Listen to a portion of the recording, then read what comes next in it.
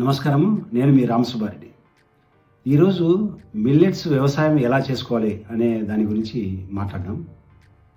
మనకి ఖరీఫ్లో మిల్లెట్స్ను వ్యవసాయం చేసుకోవాలంటే జూను జూలై మంత్స్ అనుగుణంగా ఉంటాయి. ఎందుకంటే వర్షాలు అప్పటి నుంచే స్టార్ట్ అవుతాయి కాబట్టి మనకు నీరు పెట్టకుండానే మిల్లెట్స్ వ్యవసాయం చేసుకోవడానికి అనువుగా ఉంటుంది. ఆల్మోస్ట్ అన్ని మిల్లెట్స్కు 3 నుంచి 5 కేజీలు ఒక ఎకరాకు అవసరం అవుతుంది. దాని తర్వాత మనకు నీటితో పాటు గడ్డి కూడా మొలుస్తుంది.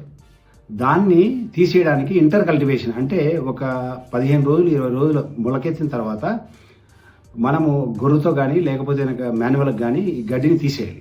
రబీ సీజన్లో విత్తనం క్వాలిటీ బాగా వస్తుంది, అలాగే మన దిగుబడి కూడా ఎక్కువ ఉంటుంది. ఎందుకంటే దీంట్లో వర్షాల ద్వారా పంట పాడయ్యే అవకాశం లేదు. ఎప్పుడో తుఫాన్లు తప్పితే యూజువల్గా పంట దెబ్బతినే అవకాశం ఉండదు. అందుకోసమని క్వాలిటీ చాలా బాగా వస్తుంది, అవుట్పుట్ కూడా చాలా బాగా వస్తుంది. ఫైనల్గా హార్వెస్టింగ్ 2 రకాలుగా చేసుకోవచ్చు. ఒకటి మాన్యువల్గా లేబర్ను మొబిలైజ్ చేసుకోవాలంటే అది అధిక ఖర్చుతో కూడుకున్నది.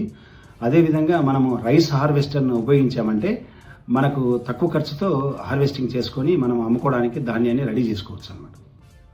ఆరోగ్యము ఊరకే రాదు.